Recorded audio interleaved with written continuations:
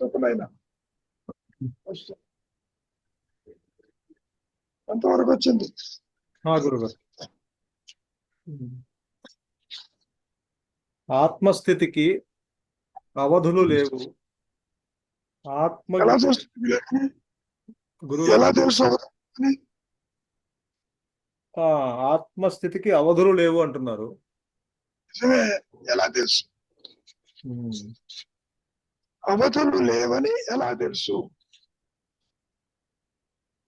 గురుగారు, అంటే ఆత్మస్థితిలో ఉన్నవాడు చెప్పాలి. వాడు చెప్పలేడు కాబట్టి బయటకు వచ్చి దగ్ధబీజ మనసుతో చెప్తున్నాడు. ఆయన ఆత్మస్థితిలో ఉన్న వాళ్ళు ఎట్లా చెబుతారు? ఆత్మలో సంసిద్ధమైన వాడు చెప్పాలి గురుగారు. ఆత్మగా నిలిచిన వాడు. నిలిచిన వారు వ్యక్తిగతం కాదుగా. కాదు గురుగారు. ఎట్లా చెబుతారు? సరే, ఓపెన్ చేద్దాం. నువ్వు నిద్రపోతున్నావు. నిద్రలో నీకు అవధులు ఉన్నాయా? లేవు గురుగారు, ఎటువంటి అవధులు లేవు. ఇక్కడ అంటే అడ్డంకుల అవధులు అంటే అడ్డంకులా గురుగారు? అవధులు లేక అంటే పరిధులు లేక, పరిమితి లేక. గురుగారు, నిద్రపోతున్నావు. నిద్రలో నీకు లిమిటేషన్ ఉందా? నిద్రలో ఎటువంటి పరిమితి లేదుగా. అవును. కాబట్టి నిద్రలో నీకు అవధులు లేక ఉన్నావు. ఆత్మ అంటే అంటూ జీవుడికి తెలియదు నాయన. అవునవును. తర్వాత చూడే అంటారు, ఆత్మస్థితికి అవధులు లేవు. ఆత్మజ్ఞుడు అర్థం కావటానికి ఆ స్థితిని సాధించి అనుభవించవలే. అసలు ఆత్మజ్ఞుడు అనేవాడు లేదు అక్కడ. గురువు, అంటే ఆత్మ ఎరిగిన వారు, ఎరగని వారంటూ ఉండరు నాయన. ఎందుకని? వ్యక్తిగత ఆత్మ అనుభవాలు ఉండవు కాబట్టి. మాయలో చెప్పుకోవటానికి ఆత్మజ్ఞుడు అన్నారే తప్ప జీవన్ముక్తి అన్నట్టుగా అట్లా వ్యక్తిగతంగా ఉండదు. అదే జ్ఞాని అజ్ఞాని అని డిఫరెన్షియేట్ చేసినట్లు. అంటే ఆత్మ ప్రకాశించిన వారికి వ్యక్తిగతం అనుకుంటున్నావు. వ్యక్తిగతం కాదు ఇక్కడ. అదే ఆత్మజ్ఞుడు అన్నా, జ్ఞాని అన్నా, అజ్ఞాని అనే వాళ్ళు ఎవరు ఉండరు నాయన. అంటే జ్ఞానం ఉంటుంది. జ్ఞానానికి అవధులు లేవు. అహంస్ఫురణకి అవధులు ఉండవు. అది ప్రకాశించినప్పుడు తప్ప నీకు తెలియదు. ఓకే, అంటే నిరాకారం కాబట్టి అవధులు లేవు. అట్లాంటి కాదు, ఉన్నది ఒకటే కాబట్టి. ఉన్నది అదే కాబట్టి. ఓకే, ఏకమున ద్వితీయం, రెండవది లేదు. రెండవది ఉంటే పరిమితి ఉన్నట్టు. ఇక్కడ నీకంతా రెండుగా కనపడుతుంది, అన్యంగా కనపడుతుంది, వేరుగా కనపడుతుంది. నీవు పరిమితమైన దేహాత్మలో ఉన్నావు కాబట్టి అన్యత్వం కనపడుతుంది నీకు, లేకపోతే కనపడుతుంది. నిద్రలో నీకు అన్యత్వం ఎందుకు లేదు? ఏకంగా ఉన్నావు కాబట్టి. అవును. ఇక్కడ నేనంటే దేహాన్ని అన్న పరిమితి పెట్టుకున్నాను. అది సంగతి. కాబట్టి ఆలోచన వచ్చినప్పుడేమో నీవు పరిమితమైనట్టుగా ఉంటావు. ఆలోచన రాకపోతే మరి వెళ్ళలేక ఉంటావు. Very simple. కాబట్టి ఆలోచనలు ఎవరికి చూడకపోతే అట్టివాడు ఎవరు లేడు అక్కడ.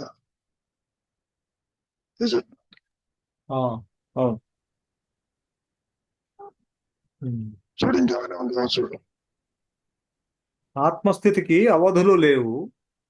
ఆత్మజ్ఞుడు అర్థం కావటానికి ఆ స్థితిని సాధించి అనుభవించవలే.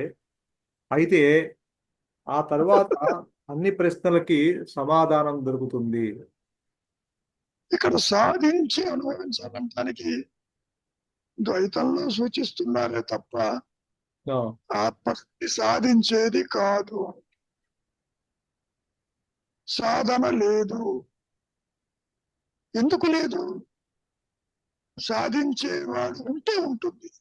ఉమ్, ఉమ్. వ్యక్తిగత ఆత్మ అనుభవాలు ఉండవు. ఇదంతా ఎలా ఉంటుందంటే ప్రోత్సాహకరంగా ఉంటాయి. ఇవి ఆ, గురువు గారు. సాధించాలంటే నువ్వేమనుకుంటావు? నేను ఎప్పుడు సాధిస్తాను అనుకుంటావు. అవును, Is it not? అవును. అంటే దీని అర్థం ఏంటి?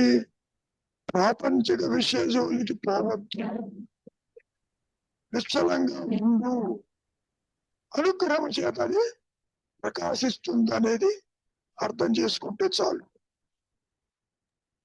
ఆ, గురువు గారు. సాధన అంటే సాధించేది ఎట్లా? సాధన లేదు, సాధించేవాడు లేడు. ఆ, ఎందుకని సాధించేది కాదు, నీవే అది ఉన్నావు కాబట్టి. పాయింట్ అది. ఆ, నీవే అదే ఉంటే సాధించేది ఏంటి? ఏమైనా ఆ, గురువు గారు. అవును. నేను అదే ఆ వస్తువే ఉన్నాను కాబట్టి అందుకని నేను కొత్తగా సాధించాల్సిన అవసరం పడ్డది ఇక్కడ. అవును. ఎందుకు చెప్పారు? నాకు తెలియటం లేదంటున్నావు కాబట్టి నువ్వు విచారించు, నువ్వు ఇది కాదని తెలుసుకో అని చెప్పటం. ఉమ్, ఆత్మని సాధించడం కాదు, నీవు కాని దానితో నీ ఉనికిని ఏర్పరచుకున్నావు ఇక్కడ. అవును. అది ఉంటే అట్లా ఉమ్, దేహాత్మ బుద్ధి తల ఎత్తింది కానీ ఇప్పుడు ఆ, గురువు గారు. అవును. ఉండేమో చూడమంటాం, ఉమ్, అంతకంటే ఏం లేదు. ఏమైనా ఆ, గురువు గారు. అవును. అది ఉద్భవించిందేమో గమనించు అంటారుగా భగవాన్. అవును. వారికి. ఉమ్, అంతేగాని వ్యక్తిగత ఆత్మానుభవాలు ఉండవు నాయన. ఆపోజిట్స్. ఆ, గురువు. నీవు తాడును చూసినప్పుడు పామేమైంది? ఎగిరిపోలే. పాము లేదు అన్న సంగతి ఎస్టాబ్లిష్ అయిందిగా. కాబట్టి స్వరూప జ్ఞానం సాధించేది కాదు, ఉమ్, సాధన లేదు, వ్యక్తిగత ఆత్మానుభవం ఉండదు. ఆ, గురువు గారు. ఆ, పరోక్ష జ్ఞానం ఉన్నట్టుగా, ఇంద్రియ వ్యాపారములు ఉన్నట్టుగా ఆత్మజ్ఞానం ఉండదు. ఉమ్, ఉమ్. సాధించడం అంటే ఏమనుకుంటున్నావు? రాగంలో ఉన్నావు కాబట్టి వైరాగ్యం తెచ్చుకో. సాధనా చతుష్టయం చెప్పారుగా ఆదిశంకరుడు. ఆ, సమరమాలి సత్ సంపత్తి, ఇంద్రియాల వెంట వెళ్ళద్దు అన్నాయన. అవును గురువు గారు. అవునవును. నిస్సంగము నిర్మలానికి రా, ఉమ్, నిశ్చల సత్వే జీవన్ముక్తి అన్నారుగా. అవును. సో నిశ్చలసత్వానికి రావడమే సాధన అనుకోవచ్చు. ఆ, అంతవరకు వాడు ఎఫర్ట్. అన్నాను. ఆ, గురువు గారు. అవునవును. మనస్సును నిశ్చలం చేయడం వరకు ఈ జీవుడు ఎఫర్ట్ చేయాలి. ఉమ్, అంతేగాని ఆత్మప్రకాశనే కాదు, ఉమ్, ఆత్మను ప్రకాశింప చెయ్యగలిగింది ఈ మాయలో ఏదీ లేదు. ఉమ్. అన్నాను. ఆ, గురువు గారు. అవునవును. ఇంకేమైనా ఉందో చూడు. అంతే గురువు గారు. ఆ తర్వాత ఆత్మస్థితికి అవధులు లేవు. ఆత్మజ్ఞుడు అర్థం కావటానికి ఆ స్థితిని సాధించి అనుభవించవలే. అంతే. ఆ తర్వాత అన్ని ప్రశ్నలకి సమాధానం దొరుకుతుంది అంటున్నారు. ఇదేమిటి అంటే నీవు దేహము కాదని, ఉమ్, నీవే ఆత్మ కాని అనుగ్రహం చేత అది ప్రకాశించినప్పుడు నీకు ప్రశ్నలకి సంబంధం లేదని చెప్పటం. అది ఇంకా అక్కడ ప్రశ్నించేవాడు ఉండడు అసలు. అసలు సృష్టి ఎగిరిపోతుంటే అదే అదే. ఆ వస్తు జీవుడేడి, ఉమ్, జీవుడు ఉంటాడు. అవును. నాయన ప్రశ్నించేవాడు ఉండడు, అక్కడ చెప్పేవాడు ఉండడు, వినేవాడు ఉండడు, ఇద్దరు ఉండరు. అవును. ఇంకేమైనా ఉందా? గురువు కాకపోతే అది అంటే ఆత్మ అనుభవము ఆత్మకి అయినా అది ఆత్మ అది ఎస్టాబ్లిష్ అయ్యే ముందు అంటే అది ప్రకాశింప చేసే ముందు అంటే ఉన్నది నేనే అన్న స్థితి కలిగే ముందు అనుభవము మారుతూ ఉంది ఒక్కొక్కళ్ళకి. ఒకళ్ళకి భగవంతుడికి మరణానుభవం జరిగింది, ఒకళ్ళకి ఇంకొక ఆయన పేరు చెప్పుకోవడానికి మరణానుభవం అన్నాడు తప్ప ఆత్మజ్ఞానము ఎక్కడ ఎప్పుడు ఎవరికి ప్రకాశించినా అది ఒకే రీతిలో ఉంటుంది. ఉన్నది ఉన్నది నేను ఉన్నది అహంస్మరణ మాత్రమే అన్నది ఎస్టాబ్లిష్ అయ్యే ముందు ప్రాసెస్. ఆ ప్రాసెస్ అనేది బయటకు వచ్చి చెబుతున్నాడు. అంటే అందరికీ అది మరణానుభవం లేదు కదా గురువు గారు, అందరికీ మరణానుభవం జరగాల్సిన అవసరం లేదు కదా. మరణానుభవం అనేది అక్కడ తెలియదు. నిజంగా మరణించాడు అనుకో అతను తెలుసుకుంటాడు. అదే అదొక అనుభవం ద్వారా ఎస్టాబ్లిష్ అయింది. కాదు నాయన, మరణించిన తర్వాత తెలుసుకునేది కాదు. ఆత్మ ప్రకాశం అనేది జాగ్రత్త అవస్థలోనే అనుగ్రహం చేత ప్రకాశించినప్పుడే నీకు తెలుస్తుంది తప్ప మళ్ళీ బయటకు వచ్చి నువ్వు చెబుతావు ఇదేం కాదు నేనంటే ఆత్మని అంశుడని. అట్లా మరణం యొక్క అనుభవం కాదది. మరణం యొక్క అనుభవం కాదు, అంటే అది ఒక అనుభవం ద్వారా వచ్చింది కదా గురువు గారు. ఇప్పుడు తను ఇప్పుడు మీకు అనుభవం లేదు కదా, మీకు అదే అనుభవం జరగాల్సిందే కదా. అహం బ్రహ్మస్మి అయినా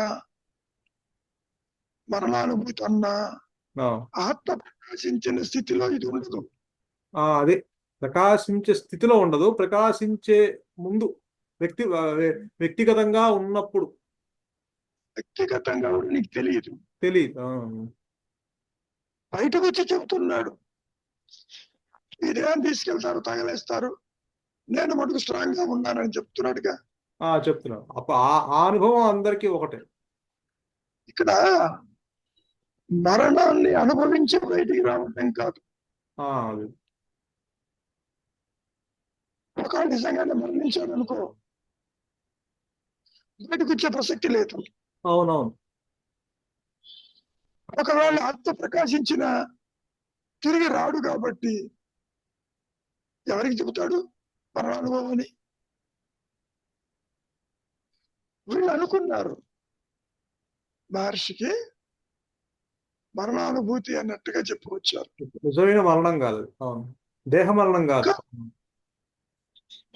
ఇప్పుడు అహంకారహిత స్థితి ఆత్మ ప్రకాశించింది కాబట్టి ఇదేం తగిలేస్తారు, దేహస్మరణ లేదు, దీన్ని తీసుకెళ్లి తగిలేసిన నాకేం పర్వాలేదు అన్నట్టుగా చెప్పారు. నేను మాత్రం అలానే ఉంటాను, అవును, నేను చావులేదని చెప్తున్నారు. అవును.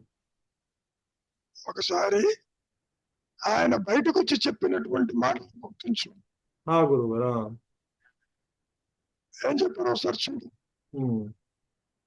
ఇప్పుడు కాదు అసలు. అంటే ఆత్మ ప్రకాశంలో ఇది లేదు కాబట్టి దీన్ని తీసుకెళ్లి తగిలేస్తారని నాకేం పర్వాలేదని చెప్పుకొచ్చారు.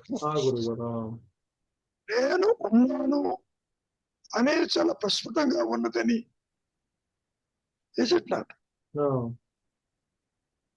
ఎక్కడ చెబుతున్నాడు? దగ్ధబీజ మనస్సు బయటకు చెబుతున్నాడు.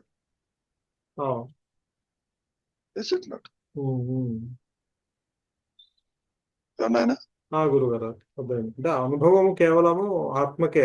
ఉమ్. ఆ, చెప్పండి. వ్యక్తిగతంగా ఉండదు ఇంకా. ఇక్కడ అహం బ్రహ్మస్మి అనేది తాను అనుకున్నాడు కాబట్టి నేనే పరబ్రహ్మము అనేది ఆ విధంగా ఉన్నట్టు చెప్పారు తప్ప ఆ, ఆ అనుభవం ఎక్కడైనా ఎవరికి కలిగినా ఒకే రీతిలో ఉంటుంది అని అర్థం. ఉమ్.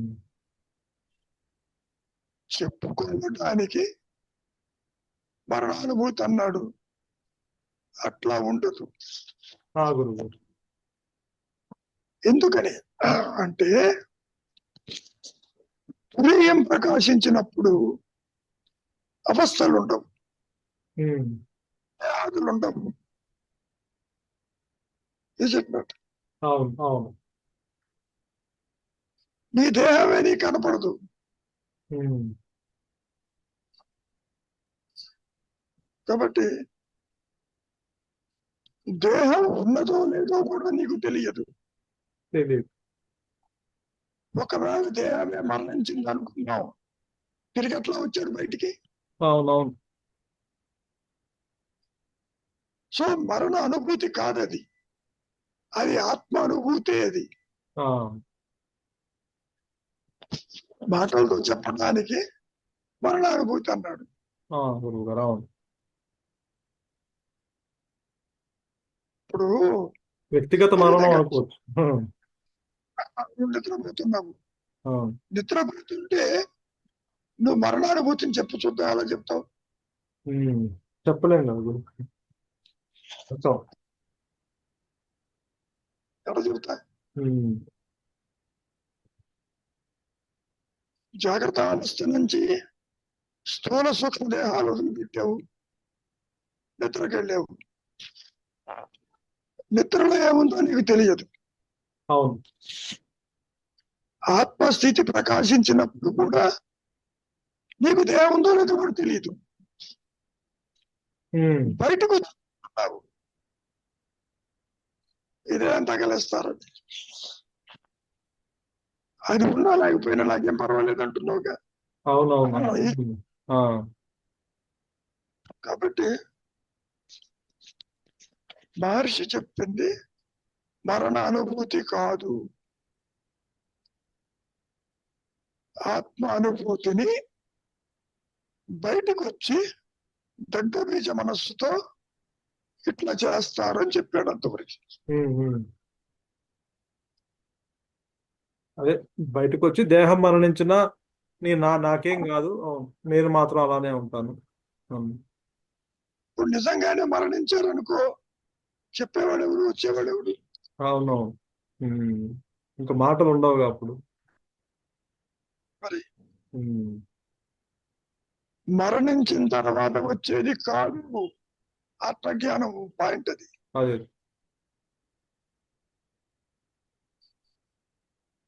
ఏనాయనా?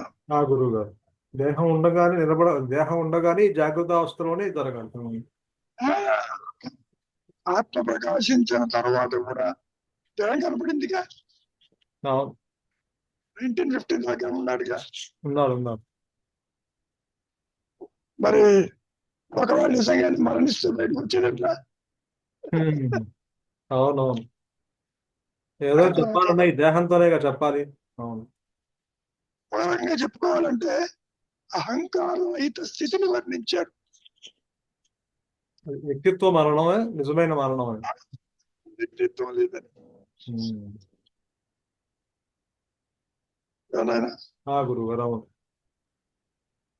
ఆ విధంగా తీసుకోవాలి తప్ప మహర్షి ఒకసారి మరణించి బయటకు వచ్చి చెప్పారనేది కాదు ఇక్కడ. అదే అదే. అవును. ఎట్లా? ఉమ్. ఏనాయనా?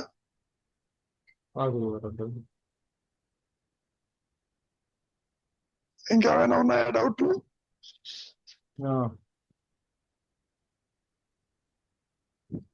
ఒకసారి పూర్తిగా చదువు.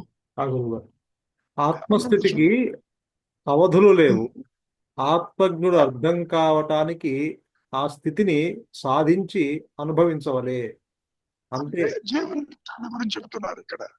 ఆ గురు. ఆత్మజ్ఞుడు అని జీవన్ముక్తుడు ఉమ్, ఉమ్. జీవించి ఉండగానే మూలము ప్రకాశించిన వారిని జీవన్ముక్తులు అంటారని మనం చెప్పుకోవచ్చు. ఆ జీవన్ముక్తులు, విదేహముక్తులు. ఇవన్నీ అజ్ఞాన దరిద్రమైన మాటలు. ఉమ్, మనదే ముక్త స్థితి. అదే అదే. ఓకే, జీవించినా జీవించకపోయినా ఎప్పుడూ ఉన్నది ముక్త స్థితి కదా. అసలు ఆత్మస్థితిని ముక్త స్థితి అని కూడా మాయలో చెప్పుకునే ఒక మాయ మాట. అవును. తాడును చూచినప్పుడు పాముకి ముక్తి కలిగిందంటావా మనం? ఉమ్. లేదు లేదు, పామే లేదుగా అసలు ముక్తి రావటానికి. మరి లేని దానికి ముక్తి ఏమిటి? ఉమ్. దాని నుంచి, బంధం నుంచి విడుదల లేదుగా అసలు. పామనే బంధం ఉంటే అప్పుడు దాని నుంచి బయటపడాలి. ఉన్నది సత్యాన్ని ముక్తి అన్నారు. బియాండ్ దట్ ఏం లేదు కాబట్టి తురీయము తురియాతీతం అంటారు. అంటే అప్పటిదాకా అజ్ఞానంతో ఈ తాదాప్యము చెందాడు కాబట్టి దాని నుంచి ముక్తి లభించినట్టుగా చెప్తున్నారేమో గురువు. అంతవరకు. ఉమ్. ఎందుకంటే అజ్ఞానమే లేదు. అదే. ఈ విధంగా కనబడుతుంది అన్నాడు. ఆ, దేహం కూడా జగత్తు ఆత్మే, ఈశ్వరుడు ఆత్మే అన్నారు కదా. అవును. Is it not? Um. Everything is with in the fold of ఆత్మ అని. ఉమ్. ఆత్మ ఆధారంగానే ఇది కనబడుతుంది అని చెప్పటం. అవును. ఏమైనా ఆ గురువుగారు. అవును. అదే దగ్ధబీజ మనస్సుతో ఈ సృష్టి ఇదంత ప్రపంచము కూడా ఆత్మే, జీవుడు కూడా ఆత్మే, జగత్తు కూడా ఆత్మే, ఈశ్వరుడు కూడా ఆత్మే అని బయటకు వచ్చి చెప్తున్నారు. అంటే ఆత్మని విడిచి అవస్థాత్రయములు గాని, జీవుడు గాని, జగత్తు గాని, జనన మరణాలు గాని లేవు అని చెప్పటం. ఉమ్, ఉమ్, ఉమ్. Is it not? ఆ గురువు గారు. ఏనాయనా? అవునవును. ఉన్నదే అంటే అది ప్రపంచం కనిపించినా కనిపించకపోయినా ఉన్నదే ఆత్మస్థితి అన్నట్టుగా. ప్రపంచం ఎందుకు కనబడింది? నువ్వే ఆత్మస్థితి ఉండవు. ఆ, దేహస్థితి లేకపోయినా ఆత్మకి ఇబ్బంది లేదు. ఇక్కడ స్థూల దేహానికి స్థూల జగత్తు చూస్తున్నావు అవును.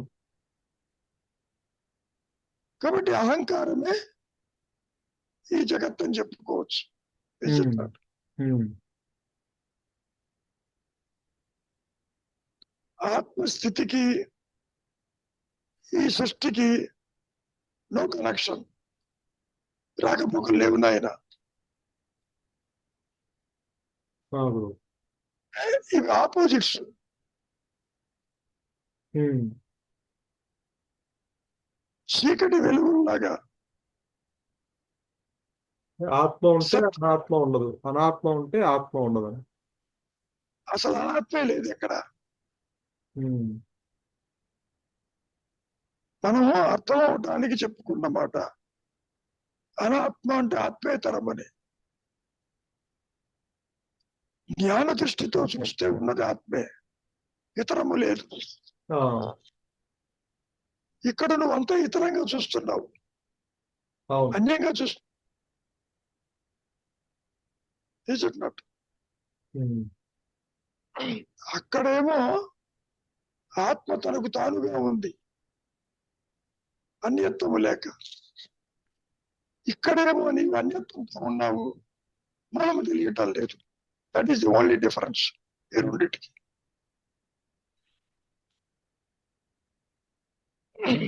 ఏనాయనా? ఆ గురువు గారు. అక్కడ అన్యత్వం లేక మూలం నెరిగి ఉంది. అవును. ఇక్కడ మూలము నెరిగి లేక అన్యత్వంతో కూడి ఉంది. కాబట్టి ఆపోజిట్స్ అన్నమాట. ఉమ్. ఈ మాయకి, ఈ ద్వైతానికి ఆధారం ఆత్మే, కానీ ఆత్మలో సృష్టి లేదు. కాకపోతే మరి ఆత్మ అంటే సృష్టి లేదు అంటే ఆ, మళ్ళీ దగ్ధబీజ మనస్సుతో సృష్టి కనిపిస్తుందిగా తర్వాత ఉండదుగా. ఉన్నా కూడా అంటే జ్ఞానమయంగా కనిపిస్తుంది అంటారా? కాదు నాయన, ఆత్మలో కనపడుతుంది. మళ్ళీ ప్రారంభవశంగా బయటకు వస్తేనే ఎండమావుల నీళ్ళలా కనపడతాయి. ఆహా. ఉమ్. నీళ్లు లేకపోయినా నీళ్లు కనపడతాయి కాదు. నీళ్లు నీళ్లు అంటే నీళ్లు ఆ ఎండమావుల్లా కనిపిస్తాయి, కాకపోతే అది ఎండమావులు అని తెలుస్తుంది ఇతనికి. అది ఎప్పుడు నీళ్లు లేవని తెలిసినా కనపడుతుంది. ఉమ్. ఇక్కడ కూడా ఆత్మ ప్రకాశించిన తర్వాత జగత్తు అసత్యమైన కనపడుతూ ఉంటుంది ఎండమావుల్లాగా. అదే అది దేహము నీవు కాకపోయినా దేహం కనపడుతుంది, ఆ, సంసారం కనపడుతుంది. అట్లా సంసారం అంతా ఇతరులు ఉంటుంది, కాకపోతే ఆ భేద దృష్టి అంతా ఒక కళలాగా కనిపిస్తూ ఉంటుంది. ఉమ్. బాధించదు. ఇదంతా ఆత్మలోనిదే. అదే అది. ఉమ్. ఆత్మని విడిచి మాయలేదు. ఆ. నువ్వు విడిగా చూస్తావు కాబట్టి జీవుడు, జగత్తు, ఈశ్వరుడు నిరుపమన్నాడు. కలిపి చూస్తే అంత ఆత్మే. అది మంగళవిధం బ్రహ్మ. తెర మీద బొమ్మలు పడినా కూడా కలిపి చూసినా కూడా తెర అది కూడా తెరలోనిదే. ఉమ్. తెరకు విడిగా లేదు అని.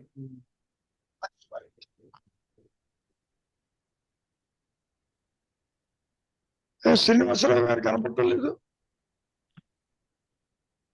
అజ్ఞాతంలో ఉన్నారు అందరూ. సరే, ఇంకేమైనా ఉందా నాయన? ఇంకేం లేదు. జర్నీలో ఉన్నా సార్, అందుకని చేయలేదు. పర్వాలేదు పర్వాలేదు, కానివ్వండి. Don't worry. ఏమైనా జర్నీలో చేయలేదు. ఏమైనా ఉంటే చెప్పండి.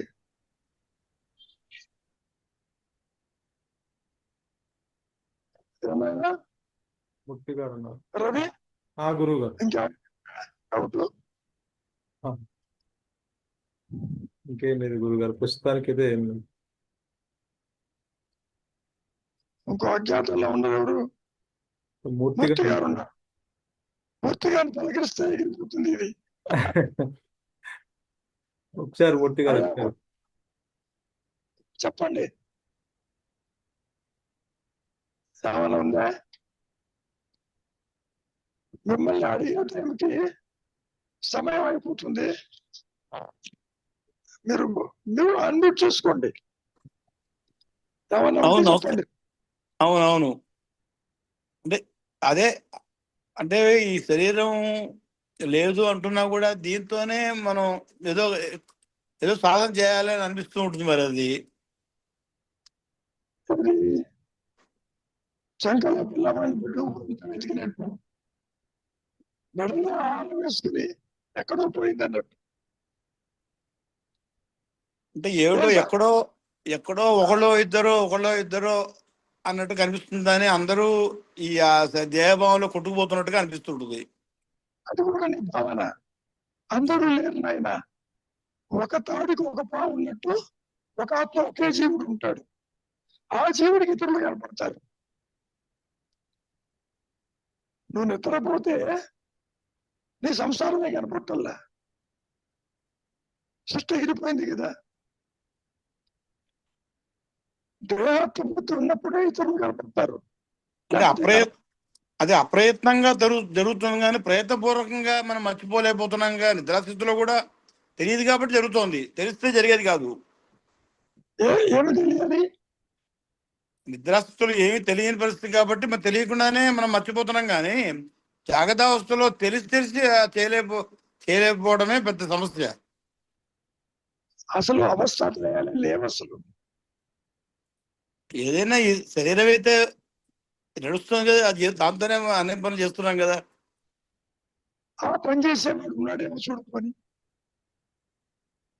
అదే ఆ మాయాజీవుడే ఏవో చేస్తున్నాడుగా, మొత్తం మీద మాయాజీవుడే చేస్తున్నాడు. అదే పిశాచము. కాదు నాయన,